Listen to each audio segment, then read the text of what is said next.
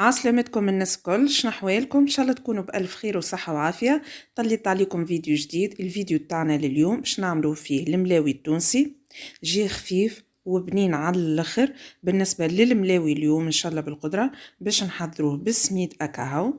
علاش هكا قلت لكم؟ على خاطر اني كنت حضرته معكم قبل وحطيت فيه الفارينه. المره ذي حبيت نعاود نحضره بالسميد اكاهو. وقبل ما اللي نبداو نحضروا الريسيت نتاعنا تاع اليوم، نحب نقولك إذا كانك أول مرة تشاهد قناتي تنجم تنضم للقناة بالضغط على زر الاشتراك سابونيه أو سبسكرايب أو اشتراك وتفعيل الجرس باش يوصلك كل جديدي. وتوا نمشيو ديريكت نبداو نحضروا في الريسيت نتاعنا تاع اليوم. لنا توا باش نبدا نحضر العجينه نتاعي. شنو خذيت كيلو سميد ارطب. بالطبيعه الملاوي تاعنا التونسي نحضروه بالسميد الارطب لازم يكون. خذيت ملح وباش نحط شويه من خميره الخبز، شويه راه ماهوش برشا، وعندنا ماء دافي باش نعجنوا بيه العجينه نتاعنا. نحط توا كيلو سميد،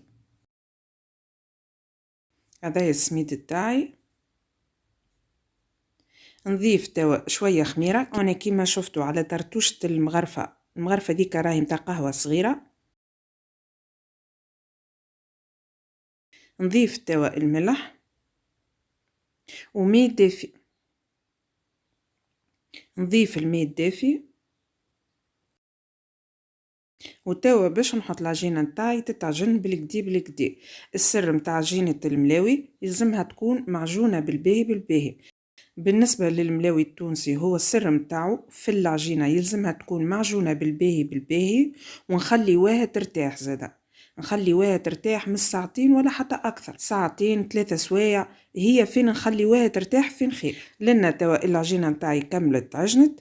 صبيت شويه زيت باش نلمها بها وباش نغطاها وباش نخليها على شيره ترتاح. كما قلت لكم راهو السر نتاعها انها تتعجن بالباهي ونخليوها ترتاح بالكدي. زاده هذه العجينه نتاعي توا كيما قاعدين تشوفوا فيها، شوفوا ما شاء الله يلزمها تتعجن بالباهي لين تولينا كيف هكا، تولينا سوبل.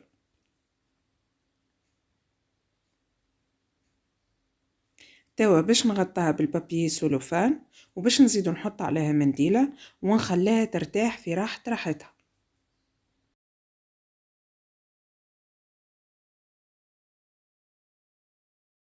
لنا كيف نغطيوها بالبابي سولوفان، يلزم نحطوه اون كونتاكت مع العجينه كيما قاعدين تشوفوا فيه باش العجينه متاعنا ما تعملناش القشره. ديجا احنا حطينا عليها الزيت بالطبيعه، لكن ما يمنعش انه نزيدو نحطوا البابي سولوفان اون كونتاكت مع العجينه. لنا زدت حطيت منديله كيما قلت لكم. توا باش نخليها ترتاح في عقلها ونولي نرجع لها من بعد. ورجعت لكم توا مرة أخرى. لنا العجينة متاعي خليتها ارتاحت بالكدي. بالنسبة لي يعني خليتها ارتاحت 3 سوايع. لنا توا في الوقيته هذايا حطيت البلونشا متاعي حذايا تسخن وباش نقسم العجينه متاعي الديبول كيف هكا صغار. بالنسبه للحجم متاع الملاوي بالطبيعه ديما يبقى لكم الشوا لكم التومه، تحبها كعبه كبيره ولا كعبه متوسطه ولا كعبه صغيره. زاده كل حد يعمل كيما يشتهي هو.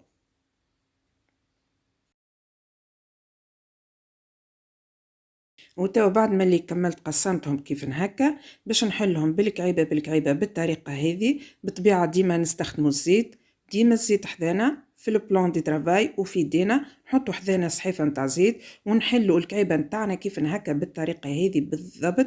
يلزم نحلها لين تولي ترانسبارون، لين البلان دي ترافاي نتاعنا يولي يبان من العجينه، يلزمها تتحل لين تولي ترانسبارون. وبعد تالي نثنيوها بالطريقه هذه. بالطبيعه كما قلت لكم ديما باستخدام الزيت ونطبقها كيف هكا ونحطها على شيرة ونكمل الكعيبات الكل بنفس الطريقة. ديجا احنا التوانسة ما شاء الله مغلبنا نعرفوا نحضروا الملاوي، اما اني يلزمني نفسر بالبيت على خاطر فما البنات الصغار والعرايس جدد مازالوا ما يعرفوش. فما اللي ما يعرفوش وفما اللي يعرفوا، هذاك علاش يلزمني كل وصفة نقدمها نعطاها حقها. يلزمني نفسر بالباهي خاطر كيما تعرفوا فما ناس تعرف وفما ناس ما تعرف، سبحان الله.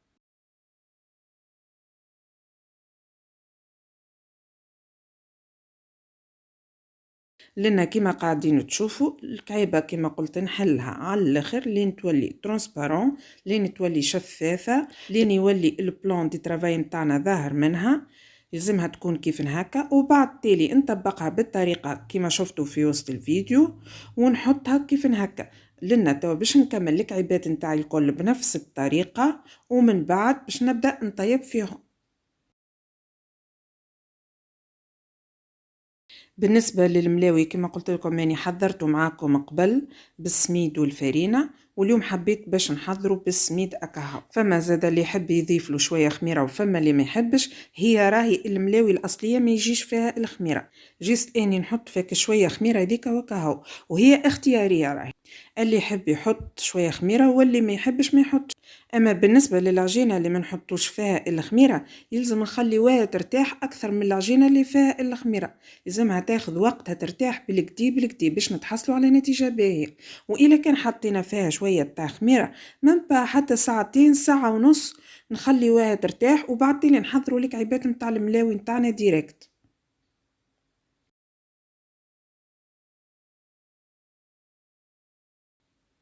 لنا توا كملت حضرت الكعيبات نتاعي الكل كيف هكا. توا باش نبدا نحل بالكعيبه بالكعيبه ونحطها تطيب. اول كعبه ناخذها ديما هي اول كعبه حضرتها، نرجع للكعبه الاولى بكل اني هكا تكون خذات وقتها وارتاح ما بين اني حضرت الكعيبات الاخرين. ديما نرجعوا للكعبه الاولى. وهذه هي الكعيبه نتاعي توا كملت حليتها، نحطها كيف هكا على البلانشا باش تطيب. بطبيعة تنجموا تحضروه في المقلة ولا في الطاجين العربي هذاك متاعنا التونسي. نزيد نحضر كعيب أخرى نحلها كيف هكا ونحطها تطيب.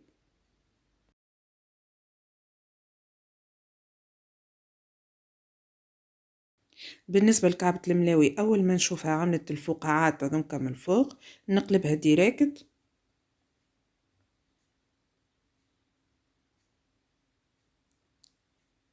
نزيد نقلب توا الكعيبة الثانية زادا كيف كيف، ونبقى هكا قاعدة نقلب فيها عشيرتين لين تطيب.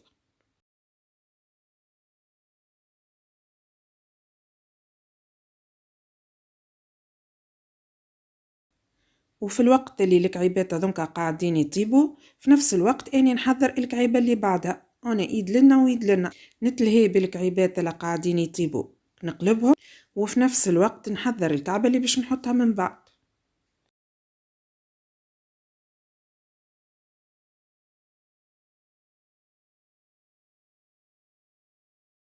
هذه الكعيبه نتاعي توا طابت. نكون محضره حذايا بطبيعه صحن ومعاه منديله. يلزم كل كعبه نخرجها طايبه نغطيوها بالمنديله باش تقعد لنا طريه وتقعد لنا باهيه. انا كيما قاعدين تشوفوا صحن ومعاه منديله، نحط الكعيبه نتاعي كيف هكا ونغطاها باش ترجع عليها السخانه نتاعها وتبقى لي طريه. ونكمل نطيب الكعيبات نتاعي الكل بنفس الطريقه، ويدا لنا ويدا لنا، مني نقلب الكعيبات اللي طابوا ومني نحضر الكعيبه اللي باش نحطها من بعد.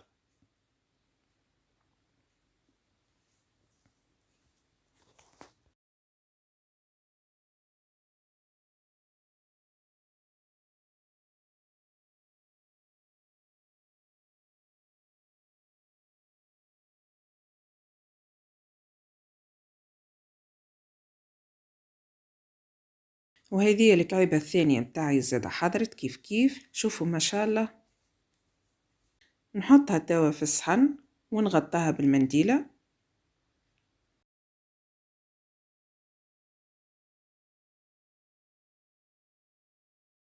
وهذه كعيبه اخرى ما شاء الله، شوفوا التراوه. كلنا كيف نظلوا نطيبوا في كعيبة الملاوي نتاعنا ونشوفوا فيها الهواء هذاك كيما قاعدين تشوفوا فيه، هذاك أكبر دليل اللي الملاوي نتاعنا ناجح ومورق والعجينة نتاعنا ناجحة. شوفوا ما شاء الله.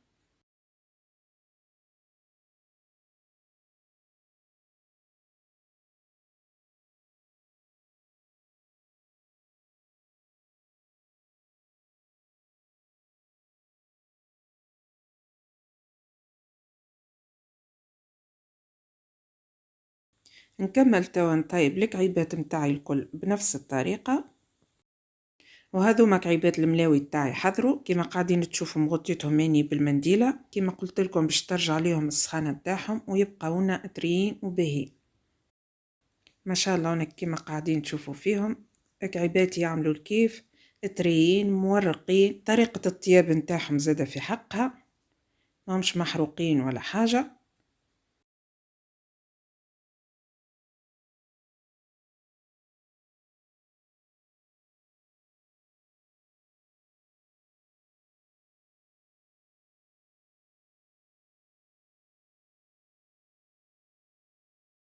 شوفوا التراوة لنا ما شاء الله.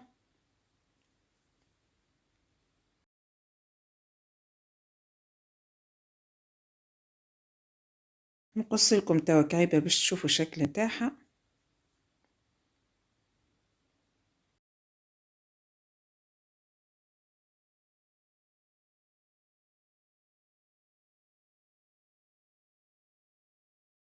ولنا توا باش نحضر سندويتشات. بالنسبه للسندويتشات خديت جبن، هريسه، سلطه مشويه، وعملت سلطه خضراء، طماطم، بصل، خس. خديت كعيبتين عظم سمطتهم زاده وتون. بالنسبه للكسكروتات راهم اختياريين، تنجموا تحطوا فيهم اللي تحبوا التومه، نوع السلطه اللي تحبوه التومه، تحطوا مايونيز، تحطوا تون، تحطوا سكالوب، ديما يبقى الشوا لكم التومه، كل حد يعمل كيما يشتي هو.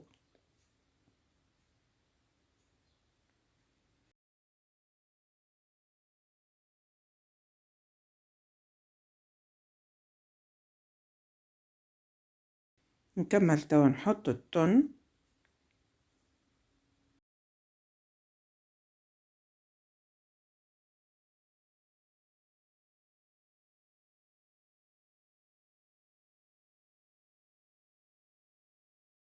وهذا هي الساندويتش متاعي.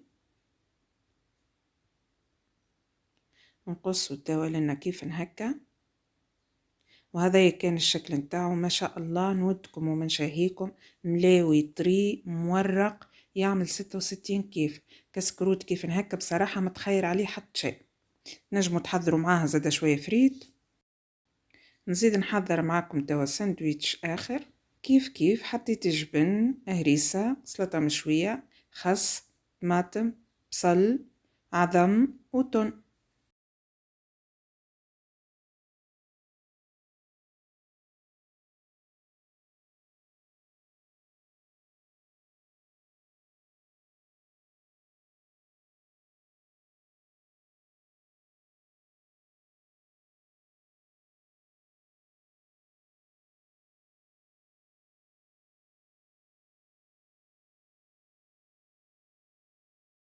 وهذا هي الساندويتش متاعي الثاني زاد حضر كيف.